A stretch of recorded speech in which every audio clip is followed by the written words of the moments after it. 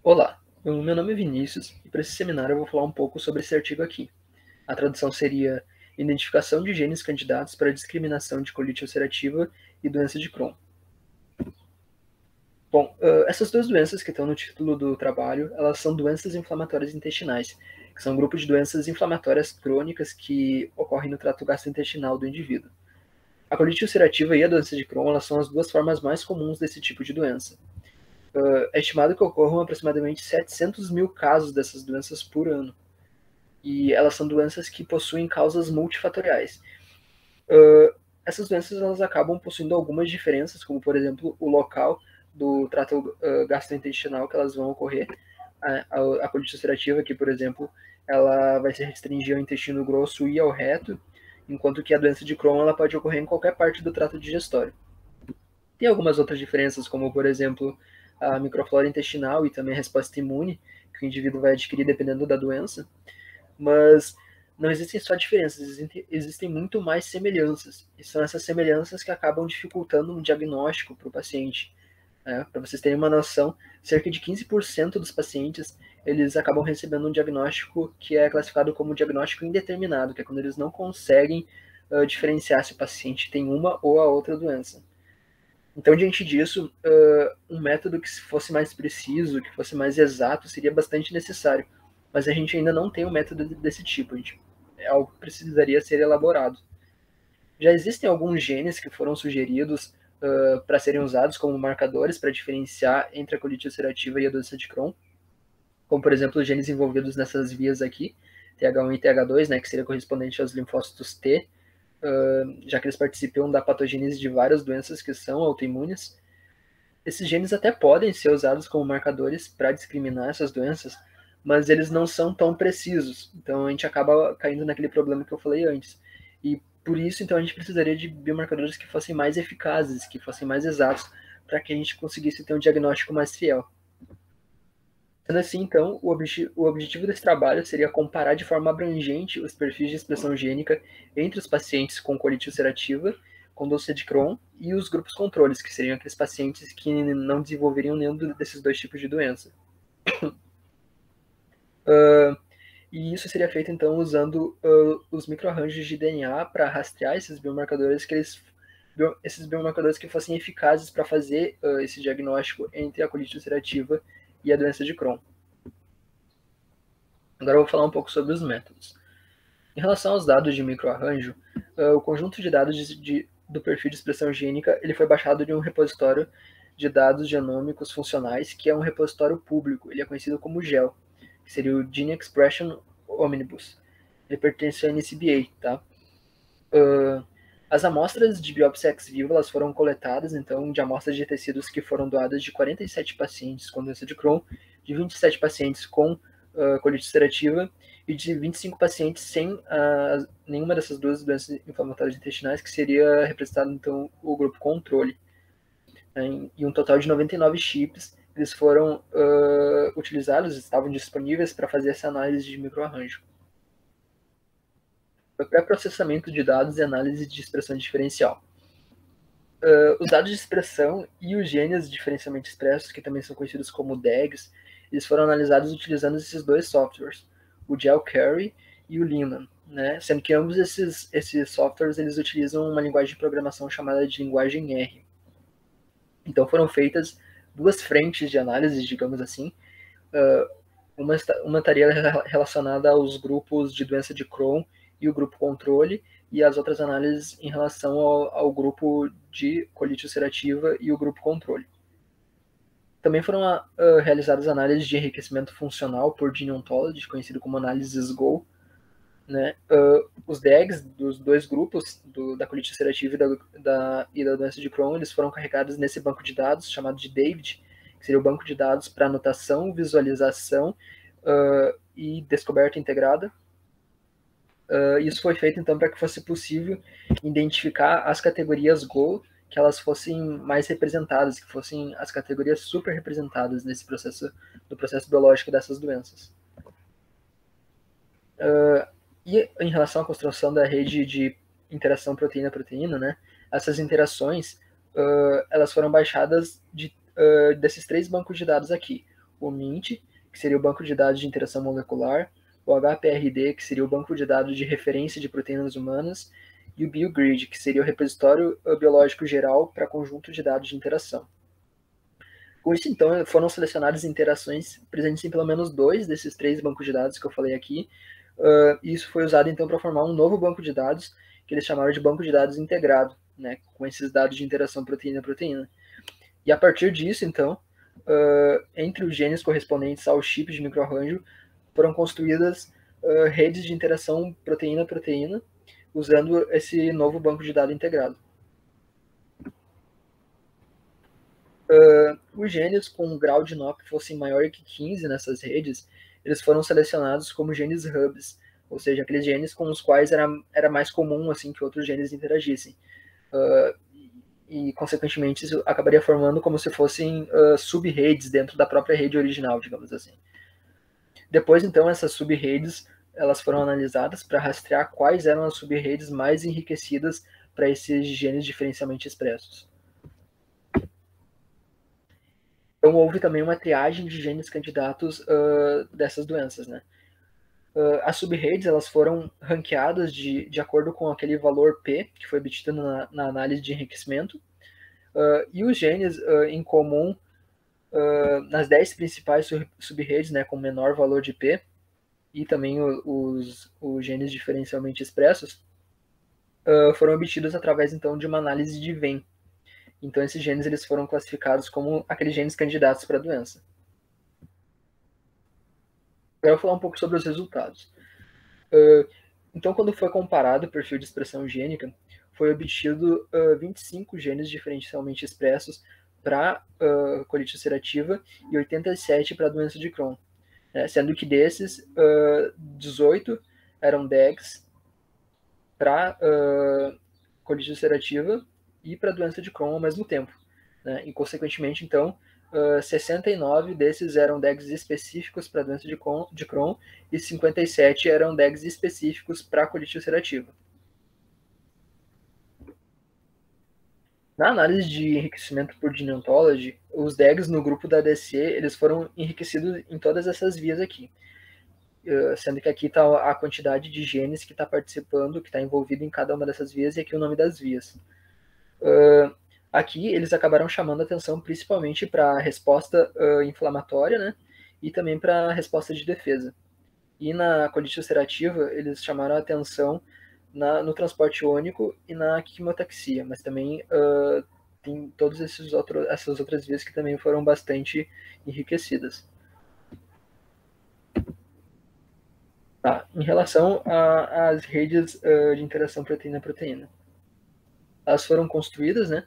E a rede referente à colite ulcerativa, ela apresentou 14.314 interações, e a rede referente à doença de Crohn, ela apresentou 14.200 interações.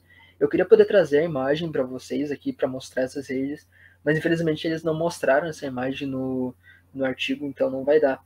Mas em relação ao tamanho, aparentemente elas são bem próximas uma da outra. Tá.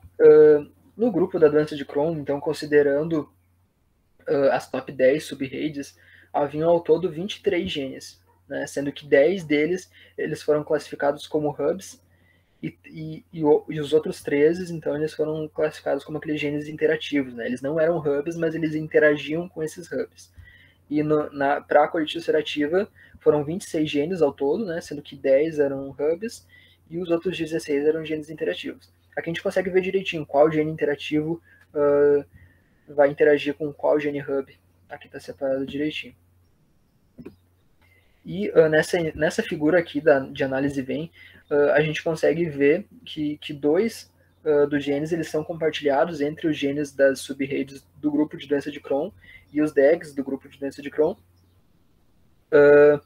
Esses genes eles foram então o FOS e o SOX3, sendo que eles foram classificados então para ser candidatos da doença de Crohn, né?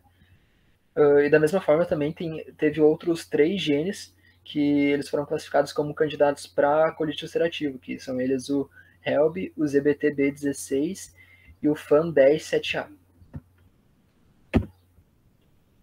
Bom, agora vamos discutir um pouco sobre esses resultados que eu comentei. Começando então por esses genes que eles foram classificados como candidatos.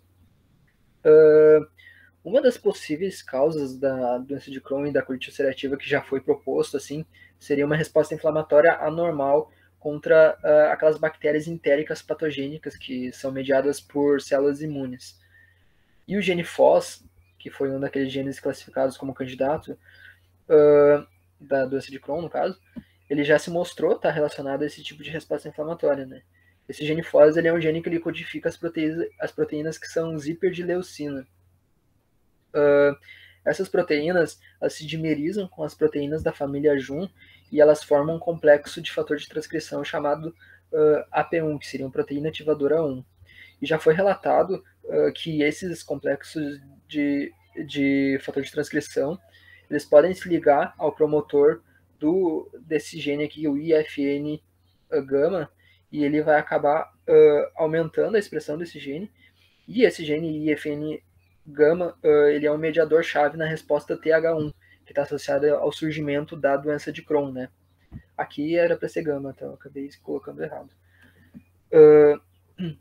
Por outro lado também, então, a expressão do gene FOS ele pode ser regulado negativamente por esse gene IFN gama e também pelo IL4, o que levaria então ao aumento da produção de IL-12. Esse IL-4 e IL-12 eles são genes que codificam para citocinas, tá? que são proteínas citocinas que são chaves no surgimento e no desenvolvimento da doença de Crohn, já que elas vão ter uma função na diferenciação das células TH1. O outro gene encontrado então como candidato para DC foi o gene SOX3. Né? Ele é um supressor de sinalização de citocinas 3. Esse gene então ele vai ter a capacidade de suprimir a atividade transcricional do AP1, né? que eu citei antes, que ele pode estar envolvido ali na patogênese da doença de Crohn. E, além disso, também já foi encontrada uma expressão constitutiva desse gene em pacientes com doença de Crohn. Então, que vai acabar reforçando mais ainda esse achado. Assim como na doença de Crohn, a patogênese na colite ulcerativa também envolve uma resposta inflamatória que seria falha, digamos assim, do nosso sistema imunológico.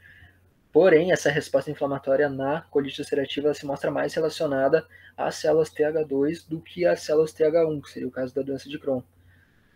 No artigo, eles citam um trabalho em que foi pego um modelo animal e eles fizeram com que esse animal fosse induzido a desenvolver a colite ulcerativa. Né? Eles fizeram uso de oxazolona, que é um tipo de anabolizante.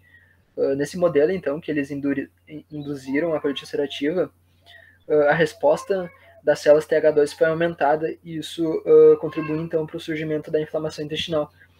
E isso acabou mostrando também um aumento bem acentuado na secreção de IL-4 e de IL-5. Né? Além disso, a IL-13, que é induzida pelas Natural Killers T, que são chamadas de NKTs, elas também desempenham papéis importantes no desenvolvimento desse tipo de colite que foi induzida pela oxazolona, né? E também essa expressão aumentada de IL-13 ela já foi identificada mesmo em pacientes humanos, assim, na mucosa inflamada desses pacientes. Bom, dado esse contexto todo, então, um dos genes candidatos para a colite ulcerativa foi o ZBT-B16, que ele é um membro da família de proteínas dedos de zinco do tipo C2H2 Kruppel. Essa proteína, então, ela vai ser necessária para a diferenciação das células NKT, que eu acabei de comentar para vocês. Isso porque os timócitos, que são os estágios anteriores das células T, eles dependem dessa expressão do gene ZBT-B16. Já que, por exemplo, se a expressão desse gene ela estiver prejudicada, o desenvolvimento desses timócitos eles já vão ser bloqueados desde o início. Entendeu? Sendo assim, então, esse gene ZBT-B16, aparentemente eles desempenham um papel bem importante no desenvolvimento da colite ulcerativa. O outro gene que ele foi encontrado para candidato para a colite ulcerativa foi esse gene FAM10-7A.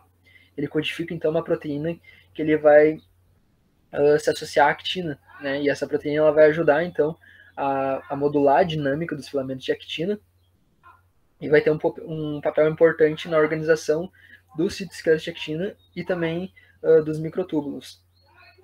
E além disso, também ela vai poder suprimir o crescimento celular relacionado, por exemplo, ao desenvolvimento de tumores. Então isso é bem importante. E por fim vai ter o gene HELB, né, que é o outro candidato para colite ulcerativa. Esse é um gene que ele codifica uma ATPase dependente de DNA, que catalisa então o desenrolamento do DNA, que é considerado indispensável tanto para a replicação, para o reparo, para a recombinação e para a transcrição do DNA, né? Por esses motivos, então, ele é considerado também necessário para a entrada da célula na fase S. Essas informações, elas são bem relevantes, sempre esses genes, mas não se sabe muito além disso. Então, portanto, o papel que esses genes vão desempenhar na resposta imune ou na resposta inflamatória ainda não é bem conhecido, não é muito claro.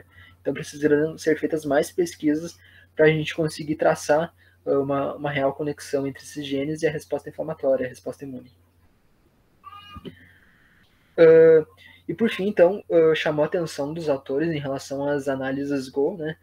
Foi que, para a colite ulcerativa, uma das categorias mais enriquecidas foi o transporte de ânions. Em relação a isso, então, sabe-se que os polipeptídeos de transporte de ânions, eles pertencem à superfamília dos transportadores de soluto, a SLC.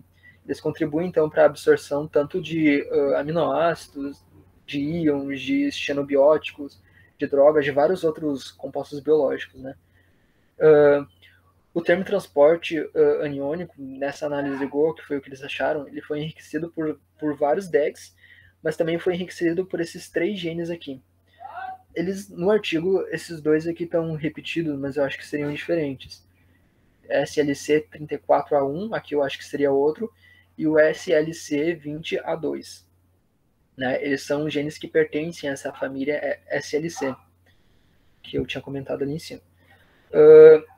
E os pacientes com doença inflamatória intestinal, eles têm mostrado que apresentam um nível desregulado do microRNA mensageiro referente ao gene SLC, né?